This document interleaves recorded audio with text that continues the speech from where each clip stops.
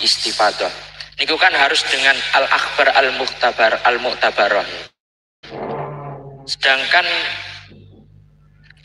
standar kita bisa menentukan akhbar al-mu'tabarah itu bukan berarti kita harus mengambil dalil dari ulama mutaqaddimin sebelum kita.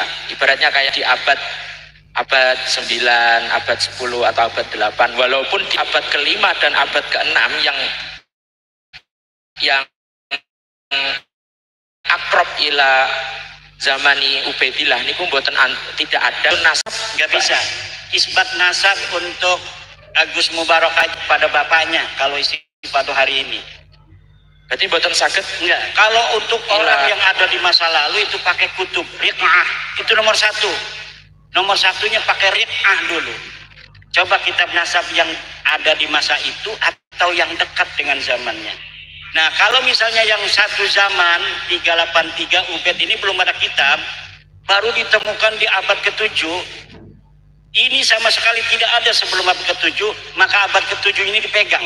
Namanya dalam ilmu sejarah excellencio.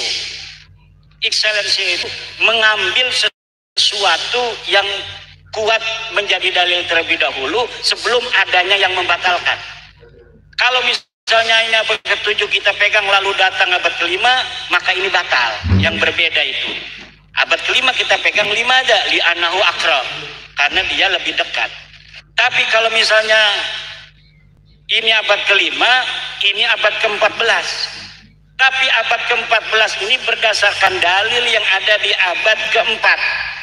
Kemudian sahih ini setelah dikritisi sumbernya, maka kalimat yang ada di abad 14 seperti kalimat saya yang berdasarkan kitab-kitab abad ke-4 itu bisa diterima.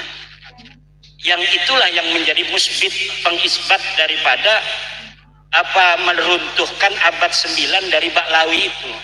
Jadi sepakat istifadah nggak bisa buat insoful ila, tidak bisa kakek-kakek itu. Ya. Cuma ahli nasab itu sebagian ada yang ngomong al istifadah al mutadawilah fi kulli zaman. Sebenarnya itu ya sama juga untuk kitab-kitab. Al mutadawilah fi kulli zaman itu kan berarti dengan kitab-kitab itu istifadahnya. Cuma itu namanya takalluf. Ya udah sih bilang aja pakai riq'atun nasabah bahwa seorang bisa diisbat sesuai dengan masanya atau masa yang terdekat yang ditemukan, itu saja. Tidak usah dipegang istifadah fi kulli zaman segala macam. Itu namanya takallufun minna. Sama aja ujungnya mah. Jadi ada istifadah kulli zaman. Bagaimana mengetahui istifadah fi kulli zaman? Di kutub nasabin katanya. Ya, ada lagi? Coba berikan ibarat secara gamblang bahwa itu dalil yang kita ambil harus yang fi zamanil akrab ila madlulnya niku. Itu ada di dalam kitab itu Rasail fi ilmil ansab. Rasail fi ilmil ansab muqaddimah itu ada di arsip ya. Jadi siapapun bisa melihat Rasail fi ilmil ansab. Bagaimana tariqu isbatin nasab? Itu sudah jelas. Caranya adalah riq'ah. Riq'ah itu kutub. Kutub itu untuk siapa? Untuk orang yang ada di masanya. Misalnya ini kutub abad ke-5 untuk dia. Ini abad ke-7 untuk dia. Abad ke-8 untuk dia. Tidak bisa kitab nasab di abad 14 mengisbat seluruh orang yang ada di aku sampai Rasulullah. Kalau begitu nanti orang bisa saja mengarang-arang nama-nama sampai Rasulullah kemudian diisbat. Nggak bisa. Itu namanya kita membuka pintu kepada muzawwirin nasab untuk mengaku dirinya sebagai keturunan Nabi. Na'udzubillah. Setunggal lagi ya. Satu monggo. Tadi kan jenengan bahwa nek memang Habib itu sudah termardut layuk balu. Ya. Kita manggilnya Pak D kalau lebih tua atau Pak atau gimana. Itu kenapa kita tidak bisa memanggil dengan panggilan Habib kayak seperti halnya pada waktunya Syekh Nawawi. Kalau memang Syekh Nawawi itu tidak mengisbatkan dengan atas nama panggilan Sayyid kepada para habaib tersebut, atau Gampangannya menghormati pokok wis kadung. Walaupun kita kan nggak yakin pada diri kita, oh ini itu Habib, tapi tetap tak panggil Habib. Itu gimana? Apakah masih termasuk isbat kepada Habib tersebut? Yaitu namanya kalimat kinayah.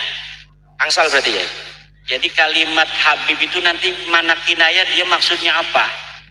Kalau dia memanggil Habib maksudnya itu adalah turunan Nabi, ma'aduhuri tilkad dalail haram. Kalau misalnya dia manggil Habib itu ya karena nyeneng-nyenengin, ya enggak apa-apa.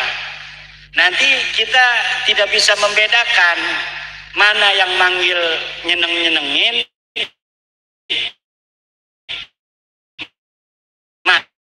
mana yang haramkan saja. Walaupun sudah ada persetujuan bahwa Habib itu palsu, kita kan tetap gak ada pikiran untuk mengisbat kepada Habib tersebut ya. Iya, tapi mereka kan masih mengiklankan diri. Habib ini cucu Nabi, panggil Habib karena Habib itu cucu Nabi. Kalau Sayyid itu adalah turunan Nabi yang bukan ulama. Kalau yang ulama dipanggilnya Habib. Nah, ma'atilka ad-dalail wal barahin wal iddi'aat, haram kita memanggilnya Habib itu. Karena dianya mengaku Habib itu sebagai keturunan Nabi. Kita panggil Habib. Pak aja Pak, Kang, atau Wan. Harus dengan niat. Kalau nggak pakai niat nanti haram. Harus dengan niat. Kalau nggak pakai niat nanti haram hukumnya.